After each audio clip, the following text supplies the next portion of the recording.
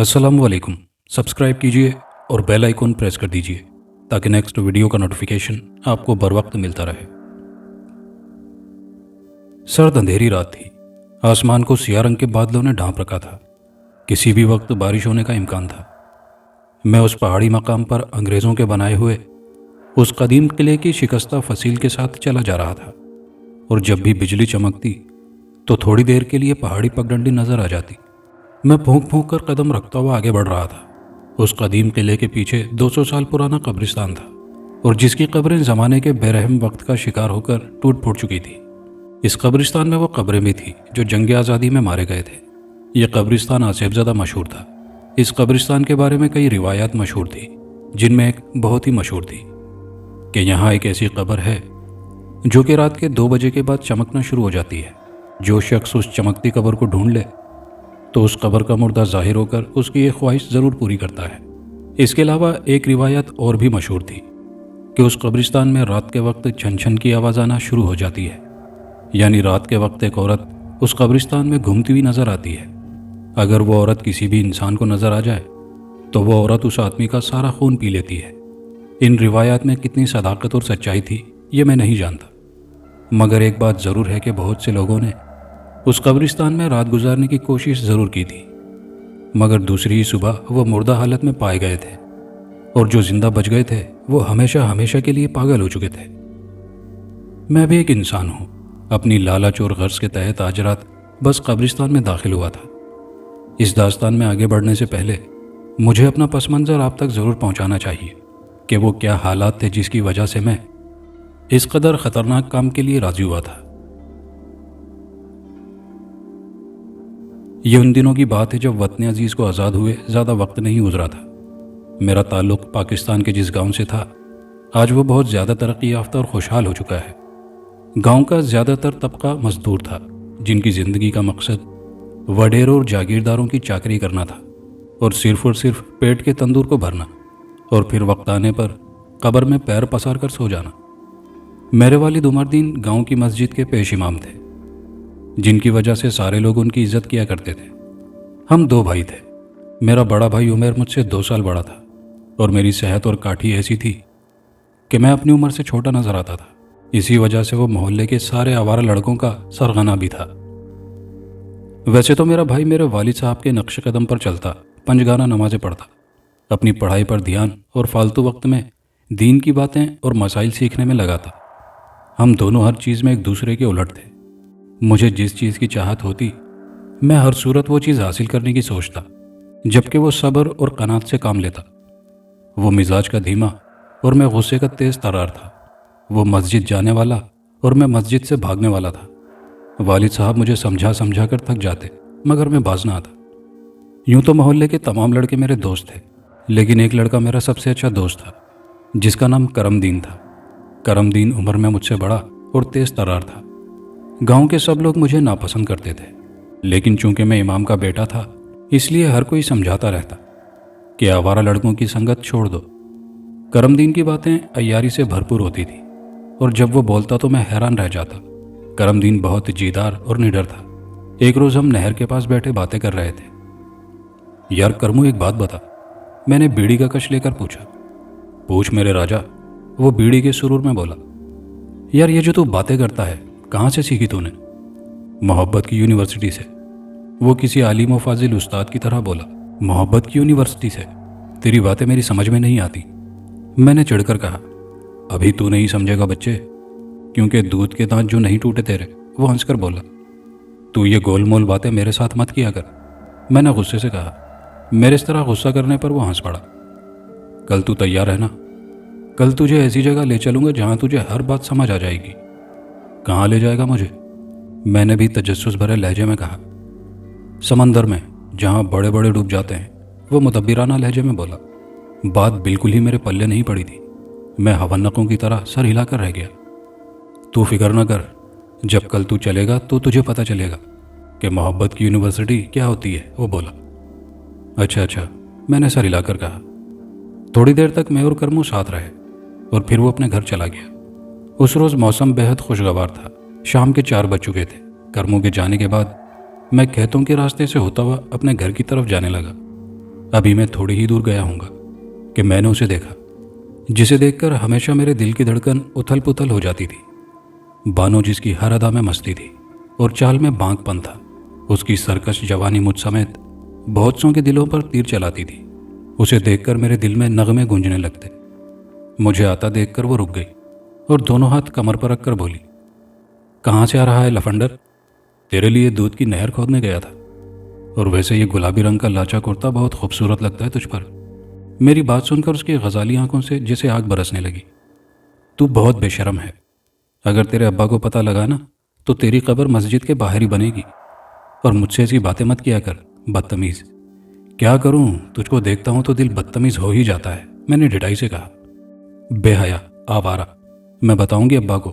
اتنا کہہ کر وہ بڑبڑاتی ہوئی آگے بڑھ گئی اور میں بے شرموں کی طرح ہنستا ہوا آگے نکل گیا۔ گھر میں داخل ہوا تو ابا صحن میں عصر کی نماز کے لیے وضو فرما رہے تھے۔ آ گئے آوارہ گردی کر کے؟ ابا وضو کر کے تولیے سے منہ پہنچتے ہوئے بولے۔ میں نے ابا کی کسی بات کا جواب نہیں دیا۔ تم ظہر کے وقت سے غائب ہو، نہ نماز میں تھے اور نہ ہی درس میں۔ تم کیوں بھول جاتے ہو کہ تم مسجد کے امام کے بیٹے ہو؟ جواب دو۔ ان کا لہجہ سخت تھا۔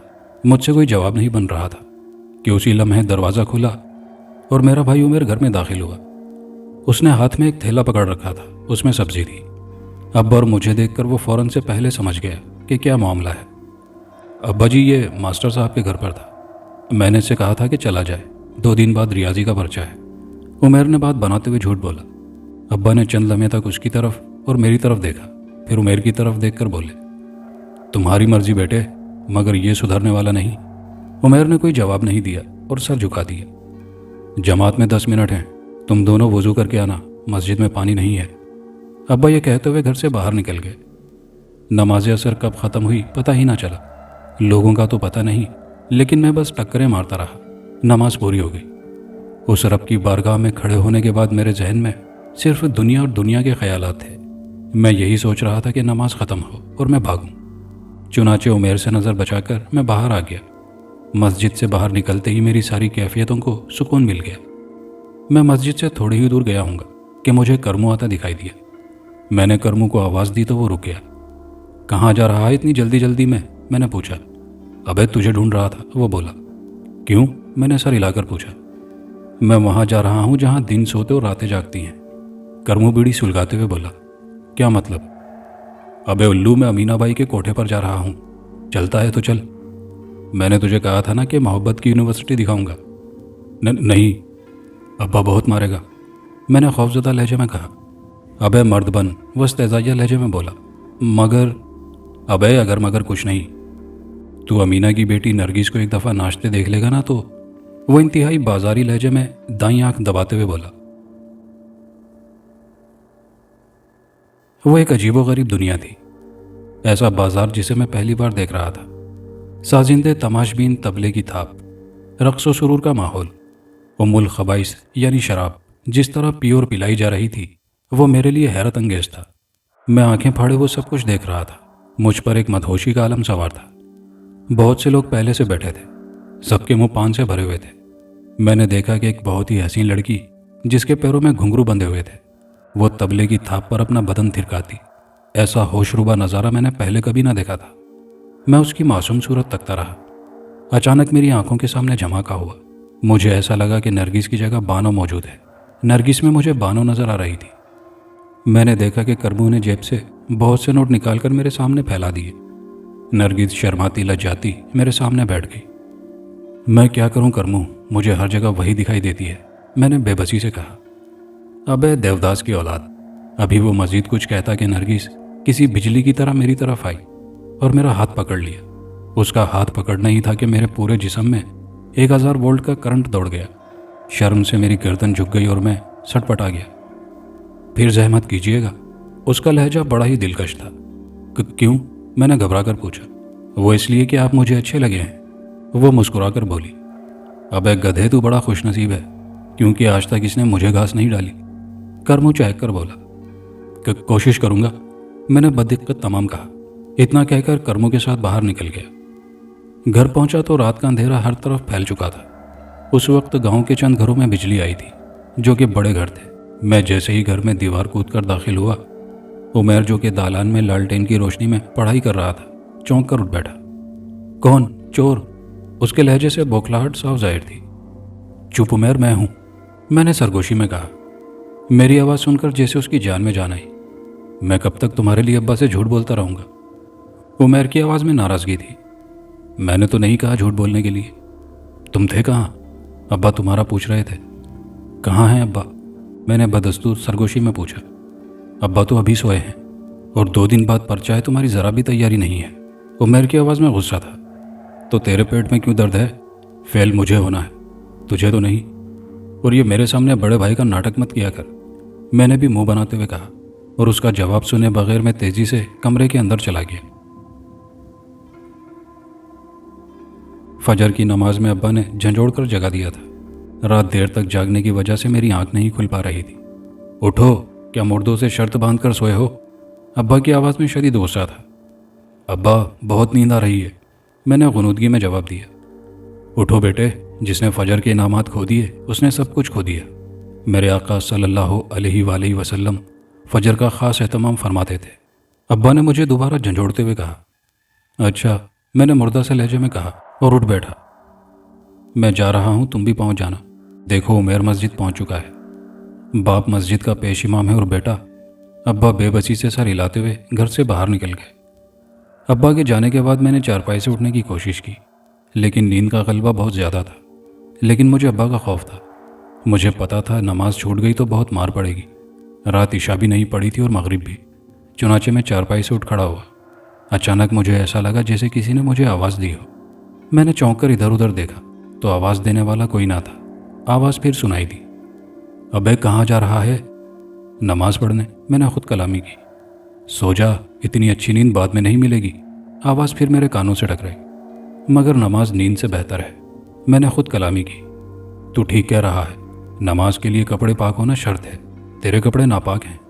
वो आवाज़ सुनकर मैं सोच में पड़ गया। वाकई मेरे कपड़े तो ठीक नहीं थे। लेकिन अब्बा, मैंने फिर कमरे के दरवाजे की जानिब कदम बढ़ाए। तू जाएगा, कपड़े बदलेगा, नमाज तो हो जाएगी। सो जा, बाद में कज़ा पढ़ लेना, कोई फ़र्क नहीं पड़ता। मेरे अंदर की आवाज़ यानी मेरा नफ्स मुसलसल मुझे नमाज से रोक रहा था। बिलाखिर वो कामयाब हो गया। ऐसी ताज्जुब की बात भी ना थी कि नफ्स कामयाब ना होता। मैं उस वक्त नमाज पढ़ लेता तो नमाज छोड़ने के गुनाह से बच जाता। नफ्स ने तो बड़े बड़ों को गुनाहगार और मरदूद करवा दिया है। शैतान से लेकर फ़िरौन तक, फ़िरौन से लेकर अबू जहल तक, हर जालिम इस नफ्स का शिकार हुआ। मैं उस वक्त नमाज छोड़कर दोबारा ख्वाब खरगोश में खो गया। और फिर अब्बा की वो मार मैं नहीं भूला जो कि नमाज छोड़ने पर पड़ी थी। फिर उस मार के बाद शायद पहली बार मेरे दिल में अब्बा के लिए नफ़रत का एहसास पैदा हुआ। मुझे ऐसा लगा कि अब्बा उमैर से ज़्यादा प्यार करते हैं और मुझसे नहीं। अब मैं अब्बा को तपाने के लिए जानकर भी नमाज छोड़ देता, आवारागर्दी करता। करमू के साथ 1-2 बार उस हसीना के दर्शन भी किए थे। अब्बा मेरे लिए परेशान रहने लगे थे। अब्बा नमाज की ताकीद करते और पढ़ाई को कहते तो मैं डिटाई से मना कर देता। वो दिन मुझे अच्छी तरह याद है जब मैं गांव से निकाला गया, जब मेरी वजह से अब्बा पर दिल का दौरा पड़ा था। वो शाम का वक्त था, मौसम बहुत खुशगवार था। जमात 4:30 बजे खड़ी हो जाया करती। उस वक्त 5 बजे का वक्त था। मैं खेतों वाले रास्ते से होता हुआ पुराने कुएं की तरफ जा रहा था, जहाँ अक्सर करमू से मेरी मुलाकात रहा करती थी।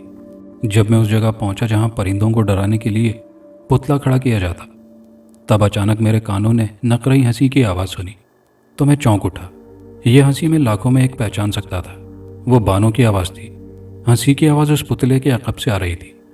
मैं तेज़ी से उस आवाज़ के ताक़ुब में पहुंचा तो नज़ारा देखकर मेरी आंखें हैरत से फटी की फटी रह गईं। गम और गुस्से की शिद्दत के सबब मेरा चेहरा सुर्ख हो गया। बानो एक लड़की की गोद में सर रखे ढिठाई से हंस रही थी। वो लड़का कोई और नहीं बल्कि मेरा भाई उमैर था, जो अब्बा के सामने बहुत शरीफ और पारसा बनता था। उसने आज मेरी मोहब्बत पर डाका डाला था। उमैर, मैं चिल्लाया।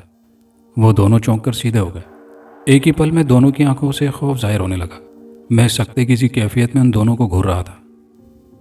अब्बा को मत बताना, उमैर अकलाया, और मैं उमैर को इंतहाई ख़तरनाक किस्म की गाली देते हुए उसकी जानिब बढ़ा। वो तुम्हारी भी माँ है जिसे तुम गाली दे रहे हो, उमैर भी गुस्से में आकर बोला। साले कुत्ते, भाई की मोहब्बत पर डाका डालकर मुझे सबक पढ़ा रहा है। मैं तुमसे नफरत करती हूँ, उमैर की बजाय बानो ने दांत पीसते हुए कहा। उसकी आंखें लाल भभूका थी। اتنا سننا تھا کہ مجھے ایسا لگا کہ میری ساری دنیا اندھیر ہو گئی ہو۔ جو لوگ محبت میں چوٹ کھاتے ہوں وہ اچھی طرح جانتے ہیں کہ یہ دکھ کتنا بڑا ہے۔ میری آنکھوں سے آنسو جاری ہو گئے۔ مجھے یقین نہیں آ رہا تھا کہ ایسا بھی ہو سکتا ہے کہ کچھ دیر بعد وہ پھر بولی، کسی آوار و لفنڈر سے شادی کرنے کی بجائے خودکشی کرنا زیادہ بہتر ہے۔ میں ویسے بھی عمیر سے پیار کرتی ہوں۔ اتنا کہہ کر اس نے عمیر کا ہاتھ تھام لیا۔ اس کی آنکھوں میں میرے لیے نفرت تھی۔ میری دل کی دنیا میں لرزے کی کیفیت طاری تھی۔ اچانک میں نے آنسو پہنچے اور سخت لہجے میں بولا، نفرت ہی صحیح، مگر تمہارے عاشق کو جان سے مار دوں گا، پھر تو تم مجھ سے پیار کرو گی نا؟ میرے لہجے میں صفاقی تھی۔ اتنا کہہ کر میں نے عمیر پر حملہ کر دیا۔ عمیر شاید اس کے لیے تیار نہ تھا۔ چند ہی منٹوں میں عمیر بے بس ہو کر گر پڑا۔ وہ بے ہوش ہو چکا تھا۔ اس کا چہرہ جگہ جگہ سے زخمی ہو چکا تھا اور کپڑے پھٹ چکے تھے۔ میں بھی تھک چکا تھا۔ میں نے پلٹ کر دیکھا تو بانو وہاں نہ تھی۔ شاید وہ موقع جان کر کھسک چکی تھی۔ میں نہیں جانتا تھا کہ بانو میرے لیے کتنی بڑی مصیبت کھڑی کر چکی تھی۔ میری سانس تھوڑی بحال ہوئی تو میں نے دیکھا کہ عمیر اب بھی بے ہوش ہے۔ غصے اور نفرت میں یہ بھی بھول چکا تھا کہ عمیر میرا بڑا بھائی ہے۔ میں کھیتوں میں ادھر ادھر کوئی ایسی چیز ڈھونڈنے لگا جس سے میں اس کا کام تمام کر سکوں، مگر مجھے ایسی کوئی چیز نہ ملی۔ اچانک مجھے کراہنے کی آواز سنائی دی تو میں نے دیکھا کہ عمیر ہوش میں آ رہا تھا۔ میری شیطانی جبلت دوبارہ جاگ گئی۔ میں نے شفاق نظروں سے اس کی طرف دیکھا اور اس پر سوار ہو گیا۔ اس کے سینے پر بیٹھ کر اس کا گلا گھونٹنے لگا۔ اس وقت میرا خون سفید ہو چکا تھا۔ عمیر مچلنے لگا، ہاتھ پیر مارنے لگا۔ وہ بری طرح سے ایڑیاں رگڑ رہا تھا کہ اچانک مجھے ایسا لگا کہ میرے سر پر کسی نے وار کیا ہے۔ ہزاروں سورج میری آنکھوں کے سامنے طلوع ہو کر غروب ہو گئے ہوں۔ وار انتہائی شدید تھا۔ میں بھنا کر پلٹا، لیکن نووارد کا دوسرا وار مجھے زمین پر لے آیا۔ پھر مجھے کچھ ہوش نہ رہا۔ ہوش آیا تو میرا پورا جسم رسیوں میں جکڑا ہوا تھا۔ میرے سر میں شدید قسم کا درد ہو رہا تھا۔ میں جس جگہ پڑا تھا وہ ایک چوبارہ تھا جو کہ ایک بہت بڑے پیپل کے پیڑ کے نیچے تھا۔ سخت ریت اور بجری کی مدد سے پیپل کے ارد گرد ایک چبوترا سا قائم کر دیا گیا تھا جسے چوبارے کا نام دیا گیا تھا۔ دن کی روشنی ہر طرف پھیل چکی تھی۔ اس کا مطلب تھا کہ میں پوری رات وہاں رہا تھا۔ اس جگہ گاؤں کی پنچایت لگا کرتی تھی۔ اس پیڑ کے آس پاس بہت سے لوگ جمع تھے اور کرسیوں پر پنچایت کے بزرگ لوگ جمع تھے۔ کرسیاں اس پیڑ کے سائے میں لگی تھی۔ گاؤں کی اس مختصر سی عدالت میں میرا فیصلہ ہونا تھا۔ کافی دیر تک بندے رہنے سے میرے جسم میں درد سا ہونے لگا تھا۔ میں محسوس کر رہا تھا کہ وہاں ہر بیٹھا ہوا، ہر کھڑا ہوا شخص مجھے نفرت بھری نگاہوں سے دیکھ رہا تھا۔ حیرت کی بات یہ تھی کہ ابا کہیں نہیں دکھائی دے رہے تھے۔ اچانک کرسی پر بیٹھا ایک شخص اٹھا اور ایک نفرت بھری نظر میری طرف ڈالی اور پھر حاضرین محفل سے مخاطب ہوا۔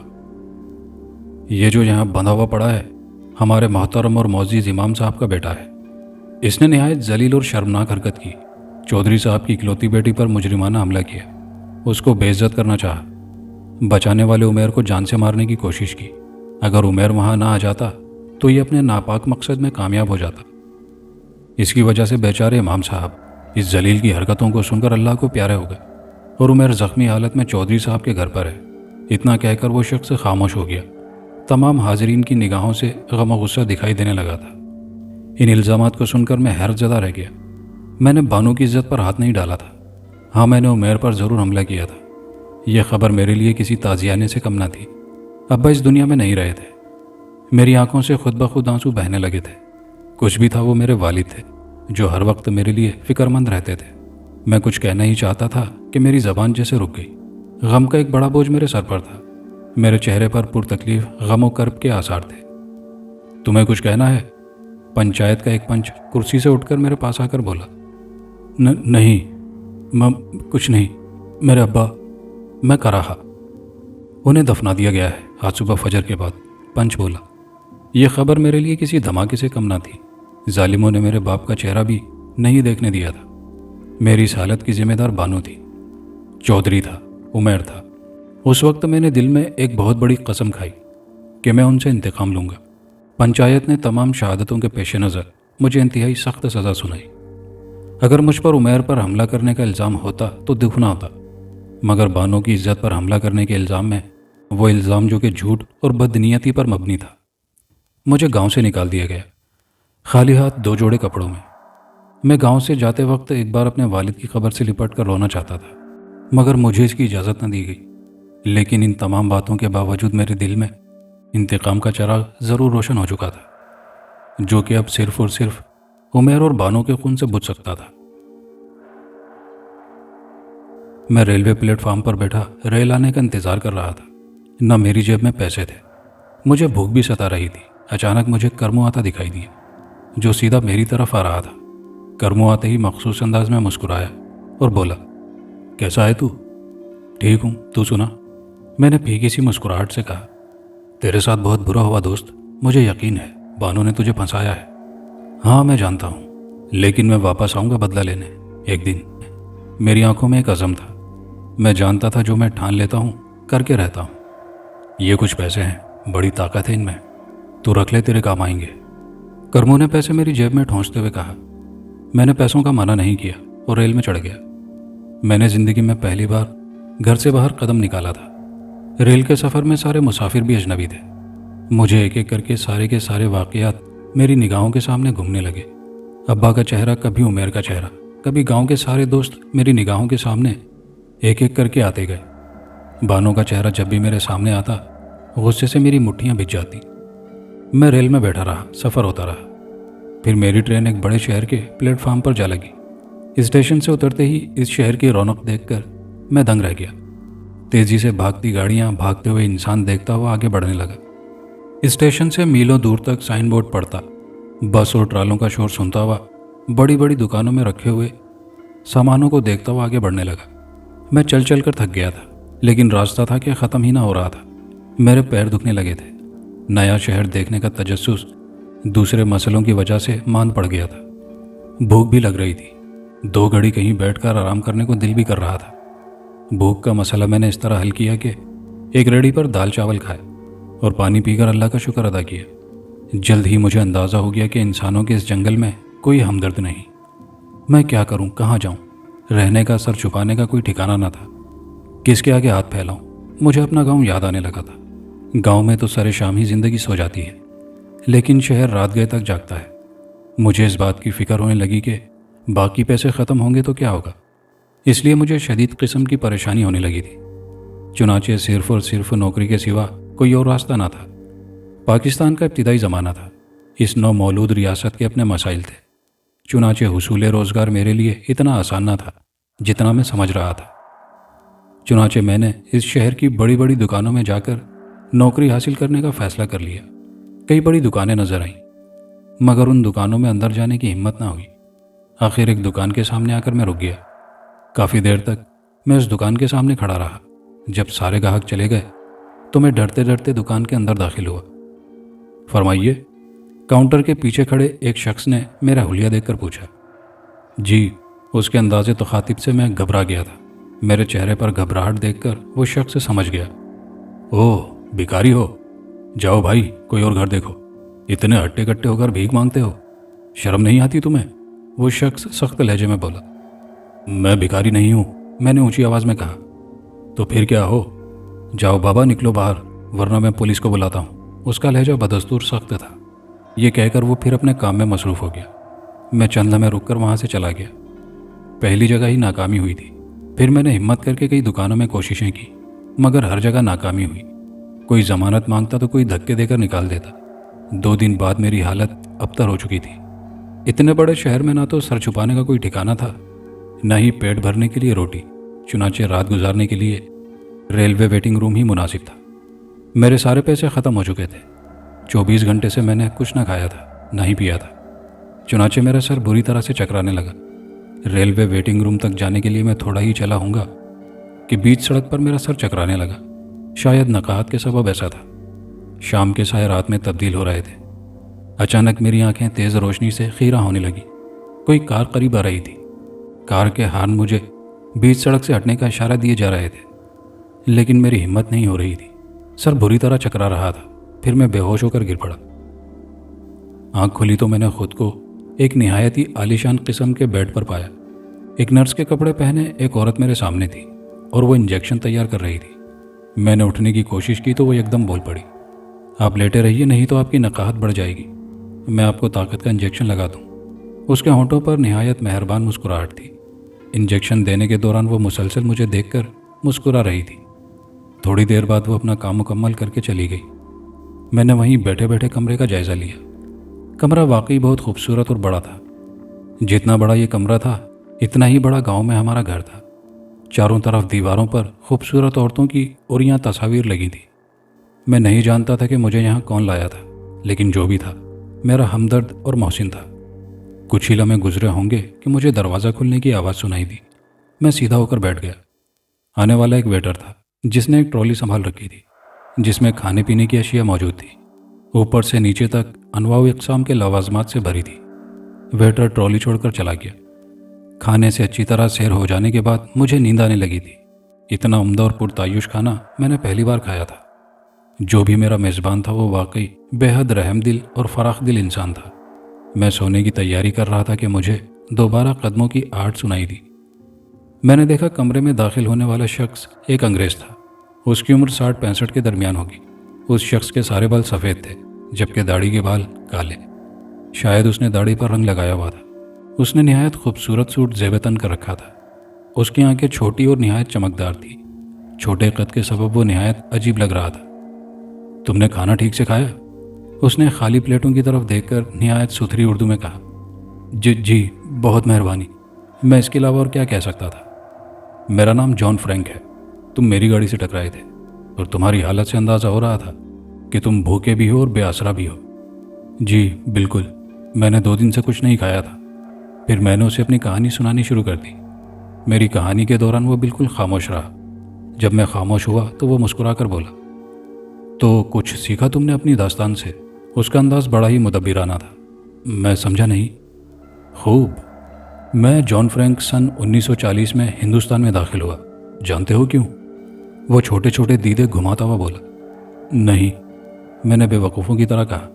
हिंदुस्तान शुरू से ही मुझे पुरस्रार लगता था। हिंदुस्तान की सरजमीन जादू टूना और तोहमात से भरी थी। चुनांचे इस सरजमीन पर मैंने जादू काली क़ुव्वतें हासिल की। मेरी ये काली क़ुव्वतें हासिल करने का जुनून बढ़ता चला गया। फिर हिंदुस्तान तकसीम हो गया। मैं पाकिस्तान आ गया। पाकिस्तान में अंग्रेज़ों का बनाया हुआ एक कदीम कब्रिस्तान है। सुना है कि यह कब्रिस्तान आसिफज़दा कब्रिस्तान है। वहाँ क़ुव्वतों का ख़जाना दफन है, और वह ख़जाना जिसके पास आ जाए उसकी काली क़ुव्वतें उस पर मेहरबान हो जाती हैं। मैं तुम्हें इतने पैसे दूंगा कि तुम खुश हो जाओगे। मगर तुम वहाँ क्यों नहीं जाते? बकौल तुम्हारे पास बहुत सी क़ुव्वतें हैं। मेरी बात सुनकर जॉन फ्रैंक मुस्कुराया और बोला, हर ताकत की कुछ ना कुछ हदूद होती हैं। इसी तरह उस इलाके के कब्रिस्तान में सिर्फ ऐसे लोग जा सकते हैं जो शैतानी क़ुव्वतों की हदूद में ना आ सकते हों। उसकी निराली मंतक मेरी समझ में ना आई, लेकिन पैसे की बात आखिर मेरी समझ में ज़रूर आ गई थी। जॉन फ्रैंक की हिदायत के मुताबिक मैं इस वक्त इस कब्रिस्तान में मौजूद था। हल्की हल्की बूंदाबांदी शुरू हो चुकी थी। सर्दी की शिद्दत में इजाफा हो चुका था। रात के तकरीबन 1:30 बज चुके थे। चारों तरफ सन्नाटा, अंधेरा और मौत की खामोशी थी। शहर खामोशां का यह कब्रिस्तान अपने अंदर न जाने कितने राज लिए हुए था। मैं एक टूटे फूटे चबूतरे पर बैठा किसी ऐसी अनहोनी का इंतज़ार कर रहा था। अचानक मुझे ऐसा लगा कि कोई गहरे गहरे सांस ले रहा हो। सांसों की आवाज़ मुझे अपने बराबर से आ रही थी, जैसे कोई जानकुनी की कैफियत से दो चार हो। अचानक मुझे दूर कहीं से गीदड़ के रोने की आवाज़ सुनाई दी। खौफ की वजह से मेरे मसामों से ठंडा पसीना फूट पड़ा। अचानक मेरे कानों में छन छन की आवाज़ सुनाई दी, जैसे कोई औरत पायल पहनकर टहल रही हो। मेरे हलक से दिलखराश चीख निकली। मैंने भागने की कोशिश की, लेकिन मेरे पैर मन मन भर के हो गए। मेरे कदमों ने मेरे जिस्म का साथ देने से इनकार कर दिया। जॉन फ्रैंक की तमाम हिदायत मेरे जहन से निकल गई कि अचानक मुझे फ़िज़ा में एक कहकहा सुनाई दिया। कहकहा निहायत खौफनाक और मर्दाना था। जॉन फ्रैंक ने तुम्हें धोखा दिया है। उसने तुमको मेरे हवाले कर दिया है ताकि मैं तुम्हारी मदद से अपना काम कर सकूं। जॉन फ्रैंक ने तुम्हारे बदले मुझसे शैतानी क़ुव्वतें हासिल की हैं। एक पुरस्रार आवाज़ मेरे कानों से टकराई। कौन हो तुम? तुम्हारा जिस्म अब मेरा घर होगा। और एक खौफनाक किस्म का कहकहा मेरे कानों से टकराया। वाकई लालच का अंजाम बहुत बुरा होता है। न जाने मेरे साथ क्या होने वाला था। अचानक मेरी आंखों के सामने चमकदार किस्म के ज़रात मुनक़सिम होने लगे। फिर मुझे एक ज़ोरदार धक्का लगा और उसके बाद मुझे कुछ होश न रहा। मेरे साथ किस कदर लर्ज़ाखेज़ वाक़यात पेश आने वाले हैं, अगर मुझे इसका ज़रा भी इल्म होता तो मैं इस मनहूस कब्रिस्तान में दाखिल ही ना होता। मगर होने को कौन टाल सकता है। शदीद झटकों से मेरी आँख खुल गई। मैंने देखा कि मैं किसी ट्रेन में मौजूद हूँ और एक बर्थ पर लेटा हूँ और रेल के झटकों से मेरी आँख खुली है। मुझ पर एक बड़ी उम्र के साहब झुके हुए हैं। मुझे उठते देखकर बड़े साहब जो कि 60 साल के करीब होंगे, फ़ौरन पानी का गिलास उन्होंने मेरी जानिब बढ़ा दिया। वाकई मुझे पानी की बेहद तलब महसूस हो रही थी। मैंने पानी फ़ौरन घटाघट पी लिया। अब कैसे हो बेटे? मैं यहाँ कैसे आया? मुझे शदीद नकाहत और कमज़ोरी महसूस हो रही थी। बड़े साहब कुछ देर तक बेयकीनी की कैफियत में मुझे देखते रहे, फिर बोले, बेटे कराची से तुम हमारे साथ रेल में चढ़े थे। बड़े साहब की बात सुनकर मेरा मुंह हैरत से खुले का खुला रह गया। मेरे चेहरे पर गंभीर परेशानी देखकर बड़े साहब फिर बोले, शायद तुमको कोई बीमारी है, तुमको भूल जाने की बीमारी है। हमसे बातें करते करते चकरा कर गिर पड़े थे। चकरा कर गिर पड़ा था? मैंने हैरत से खुद कलामी की। मैं तो उस कब्रिस्तान में था, फिर मैं रेल में कैसे आया? ये एक राज था, शायद उसी पुरस्कार कुव्वत ने मुझे रेल में पहुंचाया था। क्या हुआ, खैर तो है बेटा? बड़े साहब अपनी दाढ़ी में खलाल करते हुए तशवीश भरे लहजे में बोले। नहीं, कुछ नहीं। अभी मैं मजीद कुछ और कहना ही चाहता था कि मेरी आंखें चुंधिया गई। वो लड़की बेहद खूबसूरत थी, जो कि आराम से चलती हुई बड़े साहब के बराबर में आकर बैठ गई थी। अबू, बाथरूम का बल्ब नहीं जल रहा। उसकी आवाज़ मेरे कानों में रस घोल गई। उसकी आवाज़ वाकई बेहद खूबसूरत थी। वो खुद भी बेहद नर्म और नाजुक थी। उसकी उम्र 18-19 साल के लगभग थी। उसकी खूबसूरती बयान करने के लिए मेरे पास अल्फाज नहीं, फिर भी तारीफ ना करना ज़्यादती होगी। वो वाकई बेहद हसीन, नर्म और नाजुक और लतीफ़ थी, बिल्कुल उसके पहले कतरे की तरह। बाबा, बाथरूम की लाइट नहीं जल रही, बल्ब फ्यूज़ हो गया है। लड़की ने अपने वालिद से मुखातिब होकर नकरई आवाज़ में कहा। बस बेटी, सफ़र पूरा होने को है, बड़े साहब ने लड़की से मुखातिब होकर कहा। लड़की वाकई खूबसूरत और हसीन थी। दफ़ातन मुझे ऐसा लगा कि जैसे किसी ने मेरे कान में सरगोशी की हो। वो अजीब गैर इंसानी सी आवाज़ थी, जैसे कोई भेड़िया मेरे कान में गुर्राया हो। तुम्हारा जिस्म मेरी रूह का मस्कन है और मेरी रूह की खुराक इस खूबसूरत की मासूमियत और खौफ है। नहीं, मेरे हलक से खौफजदा सी आवाज़ निकली। तुम इनकार नहीं कर सकते, ये मेरा हुक्म है। उसी लम्हे मुझे ऐसा लगा कि जैसे मेरे कानों में बेशुमार सीटियाँ गूंजने लगी हों। मेरी आंखों के सामने नीले पीले सितारे रक्सां थे। अचानक मुझे ऐसा लगा कि मेरे जिस्म में बिजली भर गई हो। मैं उठ खड़ा हुआ। मेरी आंखें सुर्ख हो चुकी थी। मैंने वहशत भरी नज़रों से लड़की की जानिब देखा, जो कि अपने बाप से बातचीत में मशगूल थी। मैंने तनवीमी अंदाज में आगे बढ़कर उसकी नर्म नाजुक कलाई पकड़ ली। मेरी समझ से वो चौंक गई और उसकी आंखों से खौफ जाहिर होने लगा। ये क्या कर रहे हो? बड़े साहब चौंक कर उठ खड़े हुए। बुढ़े, तेरी ये बेटी आज मेरा शिकार बनेगी। मेरी आवाज़ बदली हुई थी। मैं जो कुछ कर रहा था उसमें मेरे इरादे का दखल न था। वह शैतानी कुव्वत मुझसे मेरे जिस्म के ज़रिए अपने नापाक अज़ाइम की तकमील मुझसे चाहती थी। जलील कमीने नाहंजार, इसका बाप अभी जिंदा है, तो मर जाओ। ये कहकर मैंने लपक कर उस बुढ़े का गला पकड़ लिया और बुढ़े को फिजा में बुलंद कर दिया। वो बुढ़ा मुर्गे बिस्मिल की तरह तड़पता रहा और फिर ठंडा हो गया, फिर ढेर हो गया। बाबा, लड़की चीख कर बुढ़े की जानिब बढ़ी, लेकिन मैंने उसे पकड़ लिया। उसके चेहरे पर खून की तमाज़त ने उसकी खूबसूरती को चार चांद लगा दिए थे। मैंने उसको दबोच लिया। वो खुद को मेरे आहीनी शिकंजे से बचाने के लिए हाथ पैर मारती रही। फिर मैंने उसे एक झटके से नीचे गिरा दिया और फिर मैं इंसान से जानवर बन गया और उसकी मासूमियत को रौंदता रहा। उसकी कर्बनाक चीखें उभरती डूबती रहीं और जब मेरी हवस का सैलाब ठंडा हुआ तब वो बेहोशी की कैफियत से दो चार थी। उसी लम्हे मैंने दांतों से उसकी शहरक काट डाली। वो एक लम्हे के लिए तड़पी, फिर मैंने उसे तड़पने का मौका न दिया। उसका गर्मा गर्म खून मेरी प्यास बुझाता रहा और मैं इंसान से दरिंदा बन गया। मैं किसी खून आशाम भेड़िए की तरह उसका खून पीता रहा। उसके बाद मुझ पर जैसे बेहोशी की कैफियत तारी होने लगी। बेहोश होने से पहले मुझे सिर्फ इतना याद था कि मुझे किसी ने रेल से धक्का दिया था। रेल जिस जगह से गुजर रही थी उस तरफ बेशुमार खुदरो झाड़ियाँ, पौधे और बड़ा सा मैदान था। गिरते ही मैं उन खुदरो झाड़ियों में जा पड़ा था। आँख खुली तो मैंने अपने आप को एक झोंपड़ी में घास से बने बिस्तर पर पाया। झोंपड़ी में नीम अंधेरा था। मैंने उठने की कोशिश की तो मैं दर्द से कराह कर रह गया। लगता था रेल से कूदते वक्त गिरते ही कहीं चोट आ गई थी। मैंने सर उठाकर अपने जिस्म की तरफ देखा तो मेरा पूरा जिस्म अजीब सी सब्ज माइल मिट्टी से अटा पड़ा था, जिससे उठने वाली अजीब सी महक मेरे दिमाग पर असरअंदाज हो रही थी। न जाने मेरे जिस्म पर क्या लगा हुआ था, जिसकी वजह से मेरा पूरा जिस्म सुन्न होकर रह गया था। अचानक मेरे कानों में कदमों की आहट सुनाई दी। न जाने कौन आने वाला था। मेरा दिल धक से रह गया। हज़ारों किस्म के अंदेशे और वसवसे मेरे दिमाग में गूंजने लगे थे। मुझे समझ में नहीं आ रहा था कि मैं क्या करूं। आने वाला मुझे नुकसान भी पहुंचा सकता था। घबराओ मत, तुम यहाँ बिल्कुल महफूज हो। आवाज़ सुनते ही मुझे लगा जैसे मेरे कानों में किसी ने शहद टपका दिया हो। आवाज़ इतनी हसीन और खूबसूरत थी कि मैंने अपनी नज़रें उसके वजूद पर गाड़ दी। वो एक ठोस और आंच देते बदन और दिल फरेब खतूत रखने वाली हसीना थी। उसने धानी रंग की साड़ी ज़ेब तन कर रखी थी।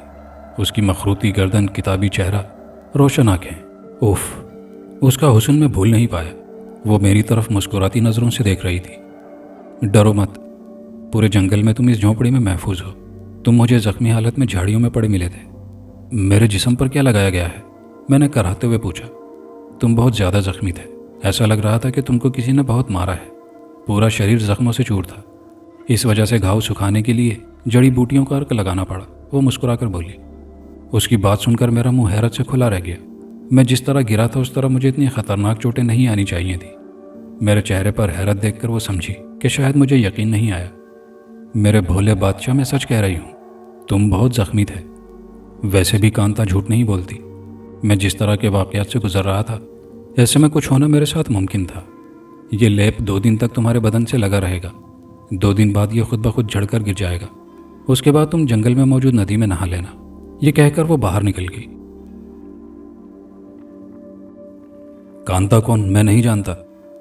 बस वो तो मुझ जैसे लालची के लिए रहमत का फरिश्ता साबित हुई थी। न जाने मैं कब तक जागता रहा। उसके बाद मेरी आंख लग गई। काफ़ी देर गुजरी होगी जिसम में शदीद किस्म की कुचलाहट महसूस होने लगी। मेरी आंख खुल गई।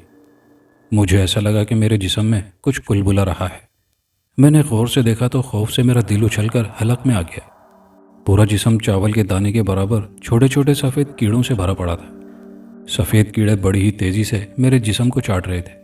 कांता बिल्कुल मेरे सामने खड़ी मुझे अजीब सी नज़रों से देख रही थी। ये सब देखकर मेरे हलक से दिलखराश चीख निकल गई। ये क्या? मेरे चीखते ही मंजर बदल गया। वहाँ न कीड़े थे न ही कांता, बस मैं और मेरी चीखें थी। मेरे चीखने की आवाज़ें सुनकर कांता भागती हुई झोंपड़ी में दाखिल हो गई। कांता के हाथ में एक लालटेन थी। लालटेन की रोशनी में मैंने कांता को देखा तो खून की हिद्दत मेरे जिस्म में तेज़ हो गई। मेरा खून जैसे लावा बनकर मेरे जिस्म में दौड़ने लगा। कांता ने जिस्म पर एक हल्की सी चादर डाल रखी थी, जिससे साफ जाहिर हो रहा था कि वह कुछ देर पहले कपड़ों में नहीं थी। मुझे इस तरह घूरते देखकर वो एकदम शर्मा गई। फिर दूसरे लम्हे वो अनजान सी बन गई। क्या हुआ? क्यों चीख रहे थे?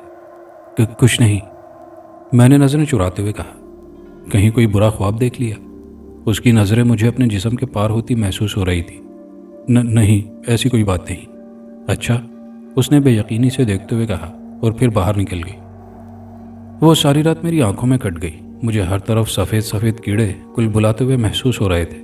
हर थोड़ी देर में मैं चौंक जाता कि कहीं वो कीड़े वापस ना आ जाएं। ना जाने क्यों मुझे ऐसा लग रहा था कि कांता बहुत ख़तरनाक औरत है। उसका झोंपड़ा मकड़ी के जाल के जैसा है। वो इस झोंपड़े में अकेली क्यों रहती थी? ऐसे बहुत से सवालात थे जो कि हल तलब थे। दूसरी सुबह जब वो झोंपड़ी में दाखिल हुई तो उसके हाथ में मेरे लिए नाश्ता था।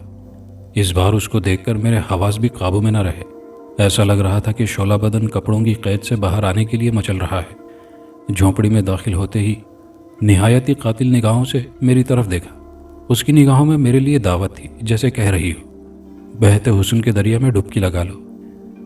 नाश्ते में शहद, सेब और दूसरे जंगली फल थे। चूंकि मैं उठने के काबिल ना था, इसलिए नाश्ता उसने मुझे अपने हाथों से करवाया। नाश्ता करवाते वक्त वो निहायत अजीब नज़रों से मुझे देख रही थी, जैसे कोई भूखी शेरनी अपने शिकार को देखती है। नाश्ता कराने के बाद वो उठ खड़ी हुई। मैंने देखा कि उसकी आंखें सुर्ख और चेहरा लाल था। जाते जाते उसने मुझे मोहब्बत पाश नज़रों से देखा और मुस्कुराकर बोली, मेरे भोले बादशाह, तुम बहुत सुंदर हो। मैं उसकी बात सुनकर हैरत से उसे तकने लगा। फिर न जाने मेरे मन में क्या आया, मैंने मुस्कुराकर कहा, तुम भी कुछ कम नहीं हो। मेरी बात सुनकर उसका चेहरा जैसे गुलनार हो गया और फिर वो झोंपड़ी से बाहर निकल गई। सुबह से शाम तक वो मेरी खूब खिदमत करती और रात में न जाने कहाँ चली जाती। मेरे जिस्म पर चढ़ा हुआ लेप चूंकि पत्थर की तरह सख्त हो चुका था, इसलिए मैं हिलने जुलने से कासिर था। एक बात निहायत हैरत अंगेज थी। यह अजीबो गरीब किस्म का लेप जब तक मेरे जिस्म से लगा रहा था, हवाई जे ज़रूरिया की हाजत पेश न आती। लेप के साथ मुझे 2 रोज़ हो चुके थे। एक रोज़ सुबह के वक्त वो नाश्ते के साथ मिट्टी का प्याला भी लाई, जिसमें सब्ज रंग का कोई सियाल था। उसने वो सारा सियाल मेरे जिस्म पर उंडेल दिया, سیال کے جسم پر گرتے ہی وہ لیپ ایسے جھڑنے لگا جیسے خزاں کے موسم میں درختوں سے پتے جھڑتے ہیں۔ چند ہی منٹوں میں میرا سارا جسم اس لیپ سے صاف ہو گیا۔ لیپ صاف ہوتے ہی میں نے دیکھا کہ میرا اوپری دھڑ برہنہ ہے، جبکہ نچلے حصے پر صرف ایک جانگیا موجود ہے۔ میرے جسم کو دیکھتے اس کی غزالی آنکھوں میں خمار سا چھا گیا۔ سرخ سرخ سے ڈورے اس کی آنکھوں میں تیرنے لگے۔ وہ نہایت بھوکی للچائی نظروں سے مجھے گھورنے لگی تھی، اور پھر بغیر کچھ کہے ہونٹ چباتی ہوئی باہر نکل گئی۔ کانتا کا اس طرح مجھے گھورنا میری سمجھ سے باہر تھا۔ میں پورا دن جھونپڑی میں پڑا رہتا۔ کانتا اس بیچ میں 2-4 دفعہ آتی، ناشتہ دے کر نہ جانے کہاں چلی جاتی۔ یہ چیز میری سمجھ سے باہر تھی کہ رہتی کہاں ہے، کرتی کیا ہے، اس جنگل میں کیوں ہے، مجھے کیوں جھونپڑی سے باہر نہیں نکلنے دیتی۔ ان سوالات کے جوابات تشنا تھے۔ کافی دن جھونپڑی میں پڑے گزر چکے تھے۔ جب بھی میں باہر نکلنے کی کوشش کرتا وہ مجھے منع کر دیتی۔ میں اس جھونپڑی سے باہر نکلنا چاہتا تھا، اور پھر ایک روز میں نے ہمت کر کے جھونپڑی سے باہر نکلنے کا فیصلہ کر لیا۔ اس رات تقریباً 7 یا 8 کا وقت ہوگا۔ کانتا کے آنے میں تھوڑی ہی دیر باقی تھی۔ جھونپڑی سے باہر نکلنے کے بعد پہلے تو مجھے کچھ نظر نہ آیا۔ کچھ فاصلہ طے کرنے کے بعد رات کی تاریکی میں جنگل نے اپنے خد و خال نمایاں کرنے شروع کر دیے۔ درخت، جھاڑیاں، کیلوں کے خاکے دھندلے اور سرمئی نظر آ رہے تھے۔ میں آہستہ آہستہ چل رہا تھا تاکہ میری قدموں کی آہٹ کانتا تک نہ پہنچ جائے۔ میں ایک جگہ رک کر جائزہ لینے لگا۔ جائزہ کیا لینا تھا، درخت اتنے گھنے تھے کہ تاریکی میں اور زیادہ گھنے محسوس ہو رہے تھے۔ میں چاہتا تھا کہ کسی طرح جنگل سے نکل کر کسی قریبی بستی یا شہر جا پہنچوں تاکہ نئے سرے سے اپنی زندگی شروع کروں، انتقام لوں۔ مجھے اس جنگل میں 1 ماہ سے زیادہ کا عرصہ گزر چکا تھا۔ مجھ پر وہ پراسرار کیفیت دوبارہ طاری نہ ہوئی تھی جس کے زیر اثر میں نے ایک بے بس اور مجبور بوڑھے کا خون اور نوجوان لڑکی کی معصومیت کا قتل کیا تھا۔ اس شیطانی قوت نے میرا پیچھا چھوڑ دیا تھا۔ یہ میری خام خیالی تھی، میرا وہم تھا۔ میں اس پراسرار طاقت کے نئے حربے کا شکار ہونے جا رہا تھا جس کا مجھے علم نہ تھا، اور نہ اندازہ تھا کہ انتقام کے جنون نے، لالچ اور حرص نے مجھے کہاں لا کھڑا کر دیا تھا۔ جس قوت کو میں تسخیر کرنا چاہتا تھا آج وہی قوت مجھے تسخیر کر چکی تھی۔ اپنے بھائی سے بدلے کے حصول نے آج میری یہ درگت بنا دی تھی۔ رات کی تاریکی میں کافی دیر چلنے کے بعد مجھے ایسا لگا کہ میں راستہ کھو بیٹھوں گا۔ میرے جیسا بے وقوف آدمی شاید اس دنیا میں کوئی ہوگا۔ میں نکل تو آیا تھا، اب ٹارچ کے بغیر مجھے راستہ دکھائی دینا بند ہو چکا تھا۔ آگے جانا خطرے سے خالی نہ تھا، اور واپسی کا راستہ میں بھول چکا تھا۔ اگر میں یوں اندھوں کی طرح آگے بڑھتا تو ممکن تھا کہ میری ملاقات موت سے ہوتی۔ انتقام لیے بغیر اگر میں مر جاتا تو میری روح ہر وقت بے سکون رہتی، اور جب تک میں بانوں کو حاصل نہیں کر لیتا اس وقت تک میں چین سے نہیں بیٹھوں گا۔ میں وہیں ایک درخت سے ٹیک لگا کر بیٹھ گیا۔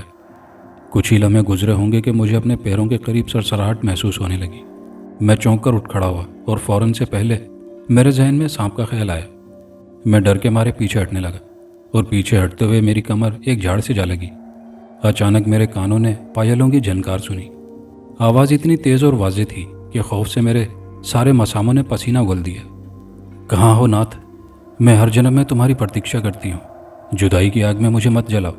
ایک درد و کرب میں ڈوبی آواز میرے کانوں سے ٹکرائی۔ چڑیل فوراً میری زبان پر آیا، تو میں الٹے قدموں واپس بھاگا۔ میری مثال ایسی تھی کہ جدھر سینگ سمائے ادھر ہی بھاگو۔ بھاگتے بھاگتے میرے پیر کسی پتھر سے ٹکرائے، اور میں اچھل کر گرا، اور گرتے ہی مجھے ایسا لگا کہ بہت سے سورج اچانک طلوع ہو کر غروب ہو گیا ہوں۔ پھر اندھیرا چھا گیا۔ آنکھ کھلتے ہی مجھے نہ جانے کیوں عجیب سا محسوس ہوا۔ شاید یہ احساس کسی قسم کے خوف کا تھا۔ مجھے اپنا سر بھی بے حد بھاری محسوس ہو رہا تھا۔ یوں لگ رہا تھا کہ میرے سر پر منو بوجھ ہو۔ کچھ ہی لمحے کے بعد میرے حواس بحال ہوئے تو میں نے دیکھا کہ میں ایک پتھریلی سی کوٹھڑی میں پڑا ہوں جیسے کوئی جیل ہو۔ اس کوٹھڑی کا حال بھی اسی ٹارچر سیل جیسا تھا جہاں عموماً خطرناک قسم کے قیدی رکھے جاتے ہیں۔ دیواروں پر بڑی بڑی زنجیریں نصب تھیں جن میں ہڈیوں کے بوسیدہ پنجر بندھے ہوئے تھے۔ شاید یہ وہ مجبور قیدی تھے جو یہاں کسی جرم کی وجہ سے لائے گئے تھے، اور پھر شاید بھوکے پیاسے مر گئے تھے۔ میں نہیں سمجھ پا رہا تھا کہ میں یہاں کیوں قید تھا، مجھے یہاں کون لایا، نہ جانے میں کس گورکھ دھندے میں پھنس گیا تھا۔ میں نے خود پر نگاہ ڈالی تو حیران رہ گیا۔ میرے جسم پر کرتا شلوار کی جگہ سیاہ رنگ کا ایک چوغا موجود تھا۔ میری سمجھ میں نہیں آ رہا تھا کہ میں اس نیم اندھیری کال کوٹھڑی میں کیا کر رہا ہوں، اور کس نے مجھے بند کیا ہوا ہے۔ میں انہی سوچوں میں گم تھا کہ مجھے کسی کے قدموں کی آہٹ سنائی دی۔ میں چوکنا ہو کر بیٹھ گیا کہ دیکھیں کون آتا ہے۔ قدموں کی آہٹ قریب آتی گئی۔ नौवारिद जैसे ही मेरे सामने आया तो उसको देखकर मैं चौंक गया। नौवारिद के होंठों पर तंजिया मुस्कुराहट थी। नौवारिद कोई और नहीं बल्कि कांता थी। मैं फटी फटी आंखों से कांता को यकटिक देख रहा था। कांता का रूप इस बार बिल्कुल बदला हुआ था। उसने गेरुए रंग का बारीक सा चोगा डाल रखा था, जिससे उसके खूबसूरत जिस्म की रानाइयाँ और खदोखाल जाहिर हो रहे थे। उसने चेहरे पर भभूत मल रखा था। क्यों बुद्धू महाराज, भाग चले थे? उसके लहजे से तंज जाहिर हो रहा था। मैंने कोई जवाब नहीं दिया। मुझे उससे डर महसूस हो रहा था। हमारे चुंगल से बच निकलना आसान नहीं है, समझे तुम? वो जहरखंद लहजे में बोली। मैं उसकी बात सुनकर चौंक पड़ा। हमारे से क्या मुराद थी? क्या वो अकेली न थी? चंद लम्हों तक वो मेरी तरफ कहर आलूद नज़रों से घूरती रही, फिर उल्टे कदमों वापस चली गई। मुझे नहीं मालूम था कि कांता किस कदर खतरनाक औरत थी, इसका मुझे इल्म ना था। चंद ही लम्हे गुजरे होंगे कि मुझे चीखों की आवाज़ सुनाई दी। चीखों की आवाज़ें निस्वानी थी, साथ ही साथ मुझे मर्दाना आवाज़ें भी सुनाई दी। कोई शख्स गालियां बक रहा था। 2 या 3 मिनट गुजरे होंगे कि मैंने देखा कि 2-3 हट्टे कट्टे हबशी गुलाम एक लड़की को बालों से घसीटते हुए ला रहे हैं। लड़की निहायत मामूली से कपड़ों में थी। साफ जाहिर हो रहा था कि वो लोग उसे किसी करीबी गांव से उठा लाए हैं। लड़की की हालत बड़ी दगरगूं थी। उसकी सूती शलवार कमीज जगह जगह से फट चुकी थी। उन्होंने बड़ी बेदर्दी से कोठड़ी का दरवाज़ा खोलकर अंदर धक्का दिया। लड़की कोठड़ी के फर्श पर गिरते ही बुरी तरह सिसकने लगी। लड़की की हालत बेहद नाजुक थी। मैंने इधर उधर देखा।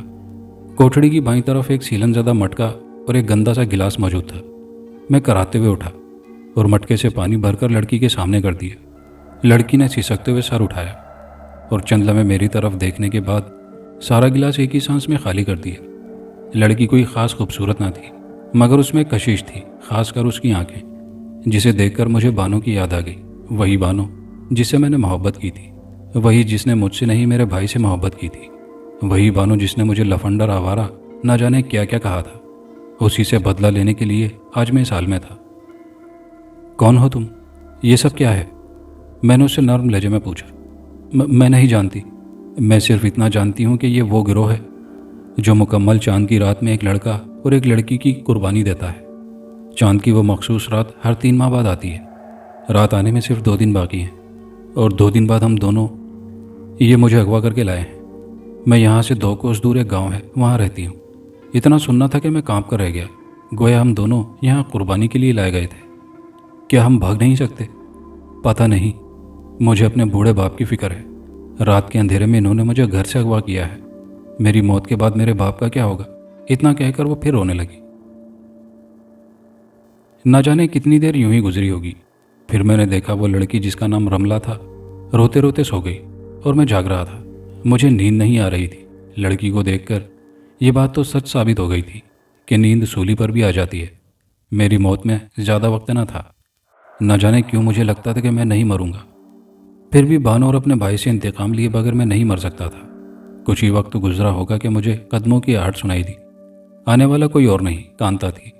कांता ने जिस्म पर जीन्स और टी-शर्ट पहन रखी थी और चेहरा मेकअप से मुज़य्यन था। कांता के हाथ में एक बड़ा सा कटोरा था। कांता मुझे मुस्कुराती हुई नज़रों से देख रही थी। उसके चेहरे पर फातिहाना तासुरात थे, जैसे कि वो अपनी कामयाबी के बिल्कुल नज़दीक हो। कैसे हो महाराज? उसकी तंज में डूबी आवाज़ मेरे कानों में जहर घोल रही थी। मुझे जाने दो। मैंने तुम्हारा क्या बिगाड़ा है? बिगाड़ा तो मेरा उन लोगों ने भी कुछ नहीं था जिनको मैंने कत्ल किया। बस आज आखिरी कुर्बानी, उसके बाद देवी खजाने का राज मुझ पर जाहिर कर देगी, जिसके लिए मैंने बहुत से मासूमों को मारा। ये कहकर वो कहीं खो गई, जैसे कि आने वाले मुस्तकबिल के बारे में सोच रही हो। तुम कभी कामयाब नहीं हो पाओगी, मैंने दिल में कहा, मगर उसने सिर्फ मुस्कुराने पर इक्तफा किया था। पुरस्रार और शैतानी मंदिर कुर्बानी के लिए तैयार था, लेकिन कुर्बानी से पहले भवानी देवी के मकरूब बुत की पूजा होना बाकी थी। जगह जगह कदीम ज़माने के बड़े बड़े चिराग रोशन थे। अगरबत्ती का खुशबूदार धुआं पूरे हाल में भरा हुआ था। मुझे और उस लड़की को लोहे के पिंजरे में मूर्ति के बिल्कुल करीब रखा गया था। भवानी देवी की मकरूब मूर्ति के करीब 2 मशालें रोशन थी। अचानक फिजा में घंटे की आवाज़ गूंजी, साथ ही साथ नाकूस फूंके जाने लगे। कांता ने उस वक्त सुर्ख और चुस्त लिबास पहन रखा था। वो लिबास बिल्कुल सादा था, जैसा कि स्टार वार की फिल्मों में लड़कियों ने पहन रखा होता है। कांता के सारे मुहाफिजों ने सियाह चौके पहन रखे थे। उनके चेहरे नकाबों में ढके हुए थे। कांता आहिस्ता आहिस्ता चलती हुई उस मकरूब मूर्ति के करीब आई। اس کے چہرے پر محبت اور عقیدت کا دریا معجزن تھا۔ وہ مسکراتے ہوئے بولی، عظیم دیوی، تیری طاغوتی عظمتوں کو سلام۔ تیرے ماننے والے سارے شیطان کے پرستار ہیں۔ وہ شیطان جو اندھیرے کا شہنشاہ ہے، وہ شیطان جس نے تجھے کالی قوتیں بخشی ہیں، خزانے کا راز ظاہر کر دے دیوی۔ اتنا کہہ کر وہ سجدے میں گر گئی۔ اس مشرکہ کو سجدے میں گرتے دیکھ کر میری روح اندر سے کانپ گئی۔ ایک رب ذوالجلال کے سوا کسی اور کو سجدہ کیسے جائز ہو سکتا ہے؟ بہرحال وہ کافی دیر تک سجدے میں پڑی رہی، پھر اس نے سر اٹھایا۔ چند لمحے تک وہ میری طرف دیکھتی رہی اور پھر زور زور سے ناقوس پھونکنے لگی۔ ناقوس کی تیز آوازوں نے وہاں پر کالے چوگے والوں پر عجیب سی وحشت پیدا کر دی۔ یوں لگ رہا تھا کہ جیسے وہ سارے پاگل ہو گئے ہوں۔ چند لمحے تک وہ طوفان بدتمیزی جاری رہا۔ اس کے بعد میری نظر ایک بہت بڑے کلاڑے پر پڑی۔ غالباً وہ کلاڑا ہمارے سر کاٹنے کے لیے لایا گیا تھا۔ موت مجھے اپنے سامنے رقص کرتی نظر آ رہی تھی۔ میرے ساتھ والے پنجرے میں بند لڑکی کی حالت بہت نازک تھی۔ وہ ایک ہی رات میں صدیوں کی بیمار نظر آ رہی تھی۔ کانتا کلاڑا اٹھائے ہماری جانب بڑھنے لگی۔ اس کے ساتھ اس کے 2 ساتھی بھی تھے۔ اچانک مجھے اپنے کانوں میں تیز سیٹیوں کی آواز سنائی دینے لگی۔ مجھے اپنی آنکھوں کے ارد گرد نیلے پیلے نقطے رقص کرتے نظر آئے۔ اچانک ایک تیز گھرراہٹ کی آواز میرے کانوں میں گونجی، مجھے اس لڑکی کا خون چاہیے جو اس پنجرے میں ہے۔ مجھ پر پھر وہی کیفیت طاری ہونے لگی۔ میرے حلق سے تیز چیخ کی آواز نکلی جیسے کوئی بھیڑیا گھرایا ہو۔ میں نے ایک زور کی لت پنجرے پر ماری، پنجرہ ٹوٹ گیا۔ اسی لمحے کانتا کی منحوس آنکھوں میں حیرت نمودار ہوئی۔ میں وحشت سے سینہ پیٹتا پنجرے سے باہر نکل آیا۔ میں نے کانتا کو گردن سے پکڑ کر اچھال دیا۔ کانتا اڑتی ہوئی اس مکرو بت سے جا ٹکرائی، پھر وہیں چپک گئی۔ بھوانی کے اس مکرو بت کے ہاتھوں میں پکڑی برچیاں اس کے سینے میں اتر گئی تھی۔ کانتا کا انجام دیکھ کر اس کے ساتھی چیخے مارتے ہوئے وہاں سے بھاگ نکلے۔ وہ لڑکی سہمی ہوئی دوسرے پنجرے میں بیٹھی ہوئی تھی۔ اس کا چہرہ خوف سے زرد پڑ چکا تھا۔ میں جنون کی کیفیت میں پنجرے کی جانب بڑھ رہا تھا۔ میری لات نے پنجرے کا دروازہ توڑ دیا تھا۔ لڑکی کسی خوفزدہ ہرنے کی طرح پنجرے سے لگ گئی تھی۔ مجھے وہ لمحہ اچھی طرح سے یاد ہے۔ اس نے مجھے خدا رسول کے واسطے دیے تھے۔ شاید میں بہرا ہو چکا تھا۔ اس پوری سرار قوت کے زیر اثر میں نے اس معصوم کی آبرو لوٹی، پھر اس کا خون بھی پیا۔ جب میں اپنی صفاکی سے فارغ ہوا تو وہ لڑکی مر چکی تھی۔ یکدم مجھ پر غنودگی طاری ہونے لگی۔ میرا جسم ہلکا پھلکا ہونے لگا۔ شاید قبرستان والی وہ قوت مجھے چھوڑ کر جا چکی تھی۔ میں نے خوفزدہ نظروں سے ادھر ادھر دیکھا تو مندر کا نقشہ ہی بدلا ہوا تھا۔ کانتا کی لاش عبرت کا نمونہ بنی اس بے جان بت کے سامنے تھی۔ کانتا کی پھٹی پھٹی آنکھوں میں خوف اور حیرت کے تاثرات منجمد ہو چکے تھے۔ لڑکی کی نیم برہنہ لاش میری صفاکی کا ثبوت دے رہی تھی۔ مندر کے سارے محافظ بھاگ چکے تھے۔ میں اس مندر میں لاشوں سمیت خون سے لت پت کھڑا تھا۔ خوف سے میرا برا حال تھا۔ میں دل ہی دل میں اس وقت کو برا بھلا کہہ رہا تھا جب میرا سامنا جان فرینک سے ہوا تھا، جو مجھے بیچ کر نہ جانے کہاں مزے کر رہا ہوگا۔ اچانک مجھے اپنے اس مردود بھائی اور بانوں پر غصہ آنے لگا جو کہ میری خوشیوں کے قاتل تھے۔ میں انتقام لیے بغیر مر نہیں سکتا تھا۔ اچانک مجھے ایسا لگا کہ جیسے کوئی میرے بالکل پیچھے کھڑا ہے۔ میں نے گھوم کر دیکھا تو میری آنکھیں حیرت اور خوف سے پھٹی کی پھٹی رہ گئی۔ اب بھوانی کی پتھر کی بے جان مورتی میرے سامنے کھڑی تھی۔ اس کی پتھریلی آنکھوں میں آگ کے شعلے دہکتے نظر آ رہے تھے۔ اچانک اس کا پتھریلا بازو مشینی انداز میں ہلا۔ اس نے میری گردن پکڑ لی اور مجھے چوہے کی طرح اوپر اٹھا لیا۔ اس کے لب ہلے۔ کانتا میری پجارن تھی اور تو نے؟ میں تجھ سے اس کا بدلہ لوں گی۔ اس کی آواز غراہٹ سے مشابہ تھی۔ اتنا کہہ کر اس نے مجھے ہوا میں اچھال دیا۔ میرا جسم فضا میں اڑنے لگا۔ مجھے اپنے کانوں میں ہوا کی شائیں شائیں سنائی دے رہی تھی۔ ہوا کے زور کے سبب آنکھیں بند ہو گئی تھی۔ جب میری آنکھ کھلی تو پانی کے تیز شور کی آواز میرے کانوں سے ٹکرائی۔ میں فوراً اٹھ بیٹھا۔ میں نے دیکھا کہ میں کسی جہاز کے عرشے پر پڑا ہوں۔ رات کا گہرا اندھیرا چاروں طرف چھایا ہوا تھا۔ فضا میں پانی کے شور کے سوا اور کوئی آواز نہیں تھی۔ میں نے آنکھیں پھاڑ پھاڑ کر اندھیرے میں چاروں طرف دیکھا، مگر وہاں گھپ اندھیرے کے سوا کچھ نہ تھا۔ کوئی ہے؟ میں نے جہاز کے عرشے پر کھڑے ہو کر چلا کر پوچھا، مگر کوئی جواب نہ تھا۔ بہت دیر تک چیختے چلاتے رہنے کے بعد مجھے اندازہ ہو گیا کہ میں اس جہاز پر اکیلا ہوں اور یہ جہاز سمندر کے وسط میں کھڑا ہے۔ خوف اور دہشت سے میرا دل کنپٹیوں میں دھڑکنے لگا۔ یہ سوچ کر مجھے ہول آنے لگے تھے کہ میں اس ویران جہاز میں اکیلا ہوں اور وہ سمندر کے وسط میں کھڑا ہے۔ بھوک اور پیاس کی شدت سے میرا برا حال تھا۔ اچانک مجھے ایک عجیب سی آواز سنائی دی۔ آواز کچھ ایسی تھی کہ جیسے مائک سسٹم میں خرابی کے بعد آواز پیدا ہوتی ہے۔ میری کیفیت اس خوفناک اور دہشتناک فلم کے ہیرو سے مختلف نہ تھی جو کہ خوفناک واقعات کا شکار ہو جاتا ہے۔ فرق صرف اصل اور نقل کا تھا۔ میں نے سوچا کہ اس طرح مرنے سے بہتر ہے کہ ہاتھ پیر مار کر مارا جائے۔ اسی لیے میں اندھیرے میں ٹٹولتا ہوا عرشے سے نیچے کیبنوں کی طرف جانے کا راستہ ڈھونڈنے لگا۔ راستہ ڈھونڈنے میں مجھے کئی دفعہ ٹھوکروں کا سامنا کرنا پڑا، لیکن اندھیرا اس قدر تھا کہ میں آگے نہ بڑھ پایا۔ مجبوراً مجھے صبح کا انتظار کرنا پڑا۔ بھوک پیاس کی شدت بہت بڑھ چکی تھی۔ آخرکار مجھے نیند آ گئی۔ میں نہ جانے کب تک سوتا رہا۔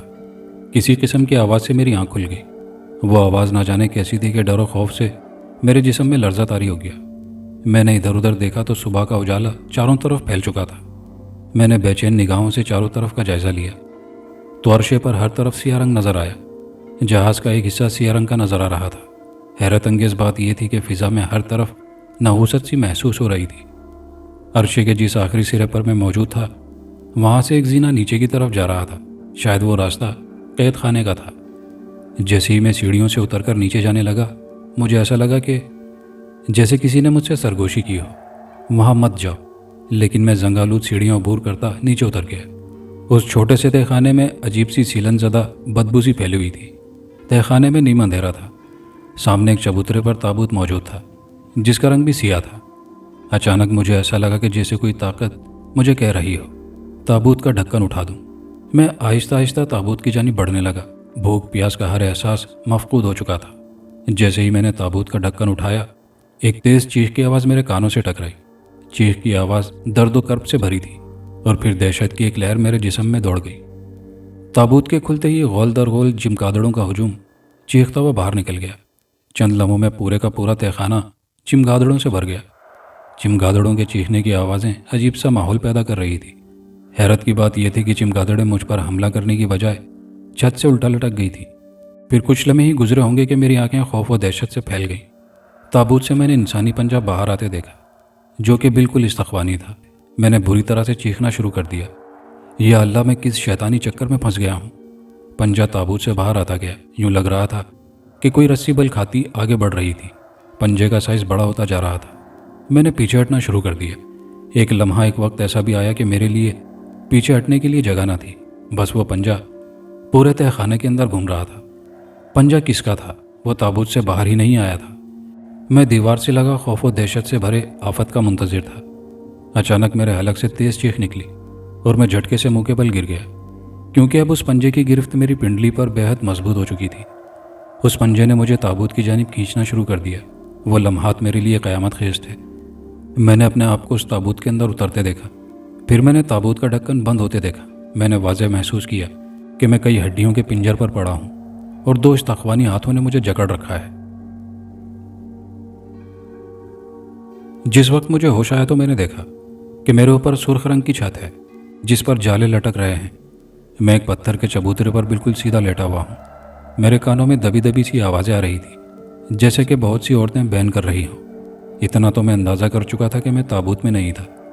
پھر میں کہاں تھا یہ مجھے معلوم نہ تھا۔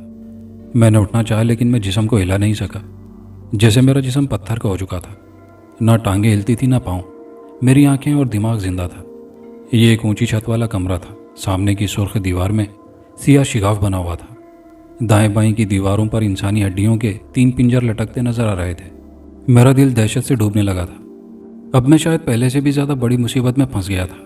وہ قوت جو مجھ پر مسلط تھی وہ اپنی ضرورت کے تحت مجھ پر حاوی ہوتی تھی۔ وہ میرے کام نہیں آ رہی تھی۔ مجھے ایسا لگ رہا تھا کہ جیسے میں مر چکا ہوں۔ مجھے سب کچھ یاد تھا کہ میں کون ہوں۔ اچانک میرے کانوں نے کچھ عجیب سی آوازیں سنی، جیسے بہت سی عورتیں رو رہی ہوں، جیسے لوگ کسی میت پر بیٹھے رو رہے ہیں۔ پھر یہ آوازیں آہستہ آہستہ دور ہونے لگی۔ میری آنکھیں سامنے دیوار کے شگاف پر جمی ہوئی تھی۔ میرے دیکھتے ہی دیکھتے شگاف سے دھواں اٹھنا شروع ہو گیا۔ دھواں واضح ہونے لگا۔ اس دھوئیں سے جو پہلی شکل ابھری اس بوڑھے کی تھی جس کی بیٹی کا میں نے ٹرین میں خون پیا تھا۔ اس بوڑھے کی آنکھیں اوپر کو چڑھی ہوئی تھی۔ ان آنکھوں میں نفرت اور غصہ موجود تھا۔ دوسری صورت کانتا کی تھی جس کی آنکھوں میں طنز اور حقارت موجود تھی۔ اچانک اس دھوئیں نے جسم کی صورت اختیار کرنا شروع کر دی۔ اس بار کانتا مکمل صورت میں تھی۔ کانتا کا حال اس وقت نہایت عجیب اور خوفناک تھا۔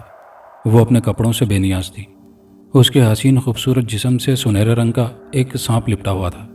اس کی دائیں چھاتی سے خون نکل رہا تھا جسے سانپ پی رہا تھا۔ کانتا کے چہرے پر اذیت و کرب کے آثار تھے۔ یہ میرا بیٹا ہے۔ یہ وہ بیٹا ہے جو ماں کے دودھ کی جگہ خون پیتا ہے۔ وہ بڑے پیار سے سانپ کو چمکارتے ہوئے بولی، یہ تم سے میرا بدلہ لے گا۔ تم بھوانی کے عذاب کا شکار ہو۔ میں تم کو مارنا چاہوں تو مار سکتی ہوں، مگر جو مزہ اذیتوں سے مارنے میں ہے وہ کسی میں نہیں۔ اتنا کہہ کر اس نے بڑے پیار سے سانپ کو فرش پر پھینک دیا۔ میں چیخنا چاہتا تھا مگر چیخ نہیں پا رہا تھا۔ سانپ رینگتا ہوا میری طرف بڑھنے لگا۔ میرا چہرہ دہشت سے سفید پڑ گیا۔ کچھ ہی لمحوں میں سانپ میرے جسم پر چڑھنے لگا۔ اس سے قبل کہ سانپ میری گردن سے منہ لگا پاتا کہ اچانک سانپ فضا میں کئی فٹ اوپر اچھلا، اور جب وہ نیچے آیا تو وہ ٹکڑوں میں بڑھ چکا تھا۔ جہاں کانتا کھڑی تھی وہاں سے تھوڑے فاصلے پر نیلے رنگ کا دھواں نظر آنے لگا تھا۔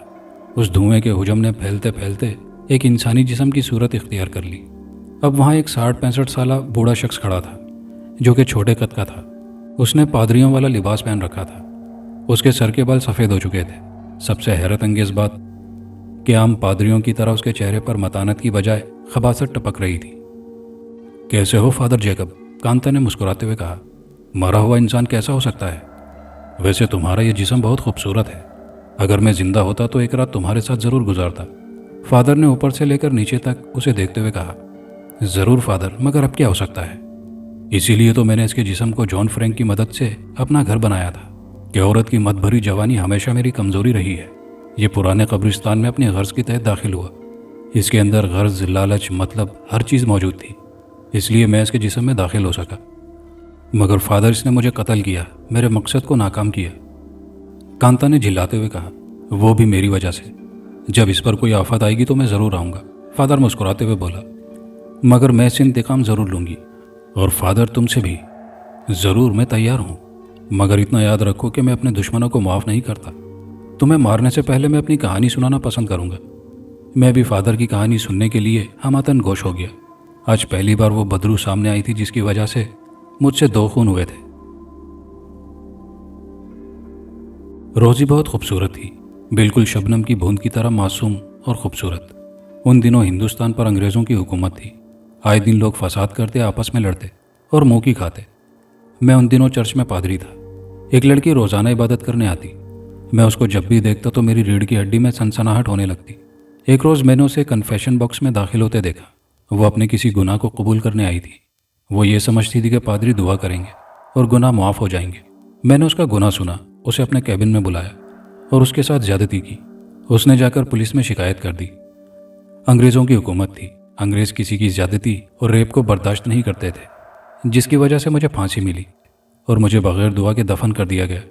جب سے میری روح ہر لالچی انسان کے جسم میں گھر بناتی رہی، یہ بھی میرا شکار بنا۔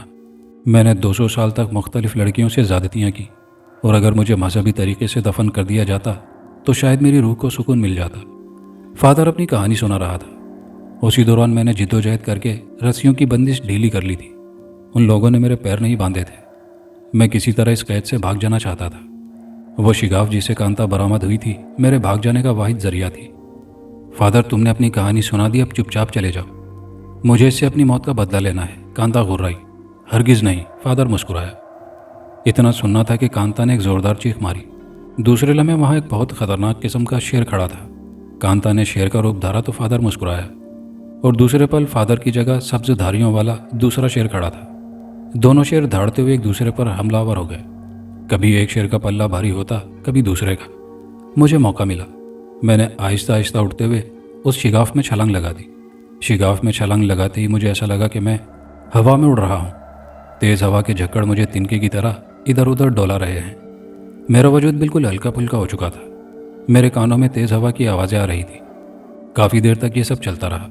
اچانک مجھے ایک زوردار جھٹکا لگا اور میں زمین پر جا گرا۔ میرا سر کسی پتھر سے ٹکرایا اور میری آنکھوں کے گرد اندھیرا چھا گیا۔ نہ جانے میں کتنی دیر تک بے ہوش رہا۔ ہوش آنے پر میں نے اپنے آپ کو عجیب سی جگہ پر پایا۔